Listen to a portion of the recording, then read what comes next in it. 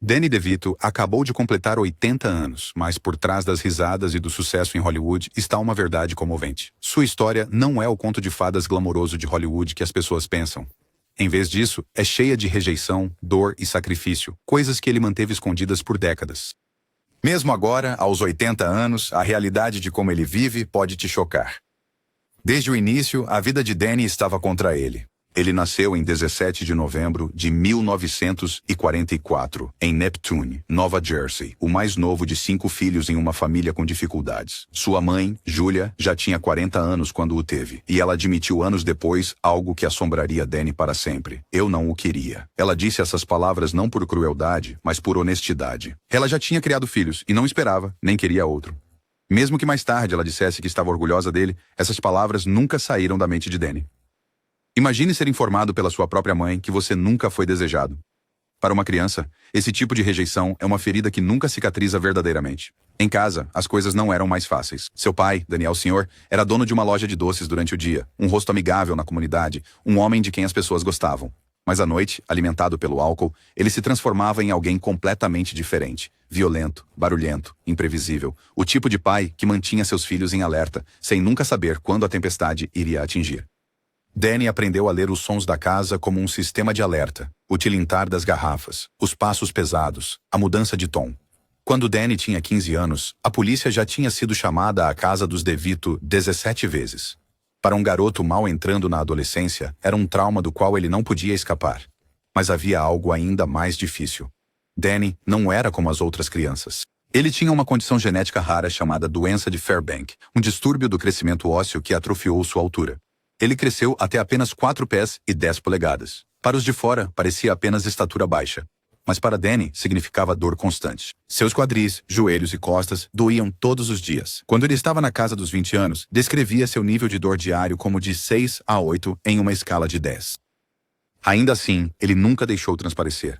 Ele sorria, ele ria, ele seguia em frente, escondendo a agonia atrás de uma máscara de humor. Mesmo quando criança, Danny percebeu que não podia ficar em seu bairro. Drogas e violência estavam por toda parte, e muitos de seus amigos de infância não sobreviveram à adolescência. Alguns tiveram overdose, alguns acabaram na prisão. Dos 12 amigos próximos que Danny tinha enquanto crescia, apenas 3 passaram dos 25 anos sem destruição. Danny sabia que precisava escapar, e fez um plano. Ele estudou muito, trabalhou em bicos e juntou $237 em economias. Com a ajuda de um padre da paróquia, ele convenceu seus pais relutantes a deixá-lo frequentar a escola preparatória oratória. Essa decisão provavelmente salvou sua vida, mas mesmo com a escola como uma fuga, Danny ainda enfrentava o peso de sua condição. À medida que envelhecia, a própria Hollywood transformaria sua maior vulnerabilidade em uma arma. Produtores o pressionaram a se submeter a uma cirurgia para quebrar e alongar suas pernas, para remodelar seu rosto, para se tornar mais alto, mais normal. Em um momento, um estúdio ofereceu a ele o equivalente a quase $1 milhão em dinheiro de hoje para fazer isso. Danny recusou. Na verdade, em uma história lendária, ele queimou o contrato em uma fogueira na praia, dizendo que preferia ser uma versão de primeira classe de si mesmo do que uma versão de segunda classe de outra pessoa. Ainda assim, a dor estava sempre presente. Nos sets de filmagem, ele desabava durante as gravações. Enquanto filmava Um Estranho no Ninho, ele desabou 4 vezes, mas fingiu que fazia parte do papel. Os médicos ofereceram-lhe analgésicos, mas ele recusou arriscar-se a uma dependência. Em vez disso, silenciosamente, sem chamar atenção, ele doou mais de $12 milhões para pesquisas sobre condições ósseas. Ele nunca quis crédito. Ele simplesmente não queria que outras crianças crescessem com o tipo de sofrimento que ele teve. Antes de Hollywood, Danny teve um caminho surpreendente. Ele se formou como esteticista, completando 1.500 horas na escola de beleza, graduando-se em 2º lugar na sua turma. Ele trabalhava no salão de sua irmã, ironicamente chamado Curl Up and Die, onde se tornou tão habilidoso que os clientes o agendavam com meses de antecedência. Ele até inventou um penteado chamado Neptune Twist, que ganhou prêmios. Foi durante um desses dias no salão que um produtor de teatro o incentivou a fazer um teste para uma peça. Esse encontro casual mudou o curso de sua vida para sempre. Quando Danny se inscreveu na Academia Americana de Artes Dramáticas, era originalmente apenas para estudar maquiagem, mas durante a audição, a escola pediu que ele apresentasse um monólogo. Nervosamente, ele interpretou uma cena de The Rainmaker. Algo fez sentido. Eles lhe ofereceram uma vaga, não em maquiagem, mas em atuação. Danny hesitou no início, voltando para o salão, mas 3 dias depois, a academia ligou novamente com uma oferta de bolsa de estudos. Aquela ligação mudou sua vida. Logo, Danny estava em Nova York. compartilhando um apartamento apertado de $75 por mês com outro ator em dificuldades, Michael Douglas. Sim, o filho de Kirk Douglas, embora Michael mantivesse esse segredo na época. Os dois jovens mal sobreviviam, comendo feijão enlatado, vivendo com baratas e até gastando seus últimos $27 imprimindo fotos de rosto. Eles se esforçavam todos os dias, mas enquanto Douglas começou a conseguir papéis, Danny enfrentou rejeição após rejeição. Entre 1967 e 1970, Danny fez 248 audições. Dessas, ele conseguiu apenas 3 pequenos trabalhos, ganhando menos de $800 no total. Para sobreviver, ele trabalhou em todos os bicos que encontrou, estacionando carros, trabalhando como manequim em vitrines de lojas, até limpando jaulas no zoológico de Los Angeles. Por um tempo, ele ficou sem teto, vivendo em seu velho Fusca, tomando banho no YMCA e comendo em refeitórios comunitários. E ainda assim, através de tudo isso, Danny se recusou a desistir. Sua determinação, sua dor, sua resistência, tudo isso o levou a um momento que finalmente mudaria tudo. Esse momento estava prestes a chegar. No início da década de 1970, Danny DeVito estava prestes a desistir. Ele havia enfrentado tantas rejeições, tantas portas fechadas, que até ele começou a se perguntar se Hollywood algum dia o levaria a sério. Ele pensou em voltar para a escola de beleza, talvez até aceitar um emprego fixo nos Correios. Mas o destino tinha outros planos. Em 1972, seu pai morreu, e a perda atingiu Danny mais do que ele esperava. Apesar da violência e instabilidade, ele amava profundamente seu pai. O luto o deixou em uma encruzilhada. Ele tinha a carta de aceitação para um emprego nos Correios em suas mãos quando o telefone tocou. Era uma chamada para um papel na adaptação cinematográfica de Um Estranho no Ninho. Essa única ligação mudou a trajetória de sua vida. Não foi uma audição aleatória. Danny já havia interpretado o papel de Martini em uma versão teatral anos antes. Ele conhecia o personagem por dentro e por fora. E houve mais uma reviravolta do destino. Seu antigo colega de quarto, Michael Douglas, era agora um dos produtores. Era a oportunidade que Danny precisava desesperadamente. As condições de filmagem eram brutais. O filme foi filmado dentro de um hospital psiquiátrico real, e alguns dos figurantes eram pacientes de verdade. O elenco vivia junto em espaços apertados, borrando as linhas entre a realidade e a atuação. Para Danny, o ambiente era ao mesmo tempo desencadeador e inspirador. Isso o forçou a acessar seu próprio trauma de infância, as noites escondido em armários enquanto seu pai se enfurecia. Essa dor transpareceu em sua interpretação de Martini, conferindo à performance uma autenticidade crua que o público sentiu imediatamente. Quando Um Estranho no Ninho chegou aos cinemas em 1975, tornou-se um fenômeno. O filme ganhou 5 Oscars principais, incluindo Melhor Filme. O papel de Danny não era grande, apenas 5 minutos e 52 segundos de tempo de tela, mas foi inesquecível. De repente, o homem que tinha sido dito que era muito baixo, muito estranho, muito diferente, foi finalmente notado. E ainda assim, mesmo após esse avanço, Hollywood não estava pronta para abraçá-lo completamente. Os diretores de elenco ainda o viam como uma curiosidade, alguém que só poderia interpretar o ajudante excêntrico. Por mais 3 anos, ele se virou, fazendo testes, correndo atrás e enfrentando rejeição após rejeição. Então veio uma decisão que quase todos disseram que seria suicídio de carreira. Em 1978, Danny fez um teste para uma sitcom chamada Taxi. Na época, passar do cinema para a televisão era considerado um retrocesso. Seu agente implorou para que ele não fizesse isso. Os produtores o alertaram de que a televisão poderia prendê-lo, que ele nunca mais seria visto como um ator sério. Mas Danny não ouviu. Ele confiou em seu instinto. Quando fez o teste, ele não apenas leu as falas, ele apresentou um monólogo completo de 7 minutos, canalizando toda a rejeição e raiva que havia acumulado por anos. O personagem era Louis De Palma, um despachante de táxi barulhento, mal-intencionado e sem remorso. Com apenas 1,48 m, Danny não se encaixava no molde de um protagonista de Hollywood. Mas Louis não era para ser polido. Ele era para ser bruto, desagradável, inesquecível. Os executivos da ABC estavam nervosos. Eles achavam que os espectadores poderiam não aceitar um homem fisicamente pequeno em um papel tão dominante. Mas James L. Brooks, um dos criadores do programa, lutou por Danny. Ele até ameaçou sair se a emissora se recusasse a escalá-lo. Danny assinou o contrato imediatamente, mesmo que isso lhe pagasse 40% a menos que outros atores. Ele não se importava. Pela primeira vez, ele tinha um papel que lhe permitia canalizar sua dor em poder. Quando Taxi estreou, o público ficou impressionado. Louis De Palma era vil, egoísta e cruel, e as pessoas adoraram.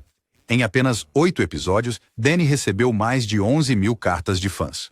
O show quebrou barreiras. Seu personagem gerava de 3 a 5 cartas de reclamação toda semana.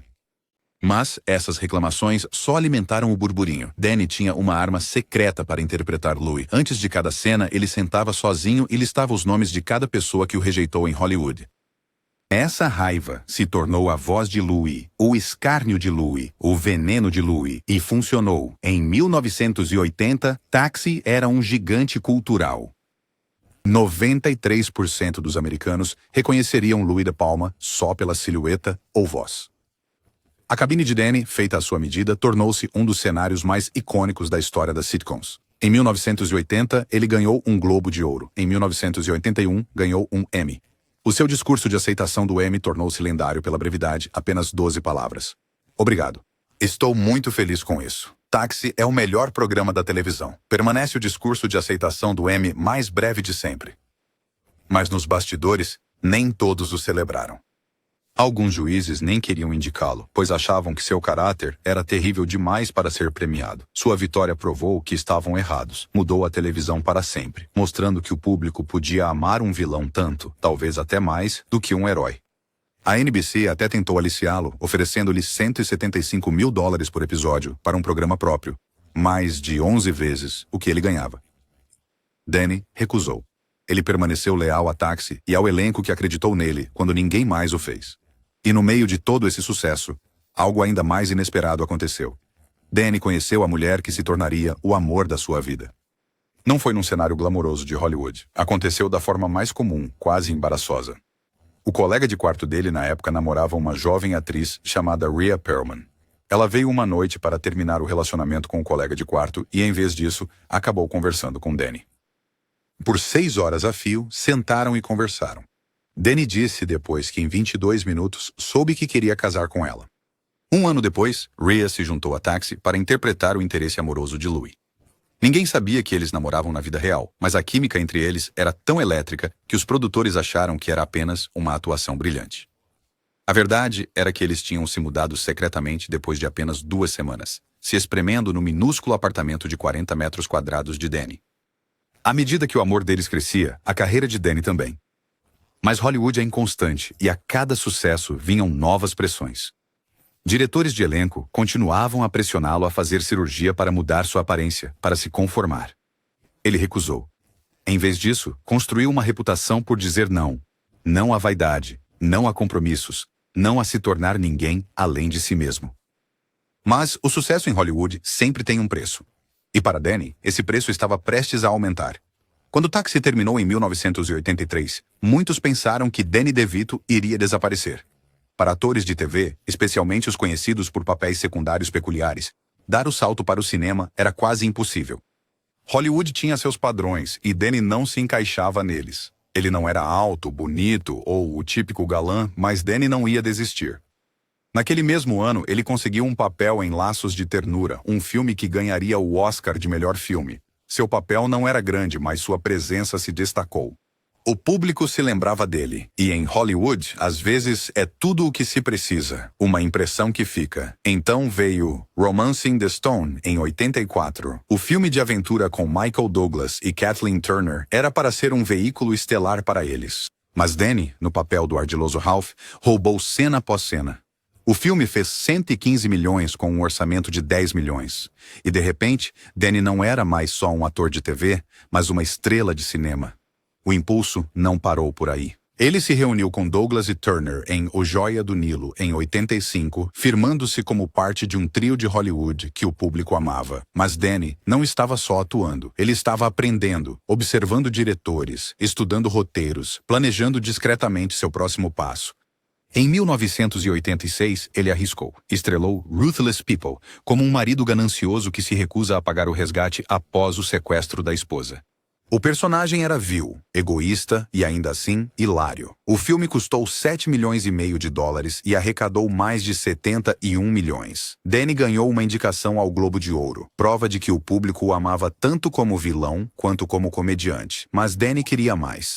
Ele não queria só atuar, queria dirigir, e em 1987, ele fez sua estreia na direção com Jogue a Mamãe do Trem. Os estúdios hesitaram, mas Danny insistiu que só estrelaria se também pudesse dirigir. Ele venceu. O filme era estranho, sombrio e engraçado, exatamente o estilo dele. Os críticos o elogiaram e ele conquistou mais uma indicação ao Globo de Ouro. Depois veio o filme que redefiniria sua carreira: Gêmeos.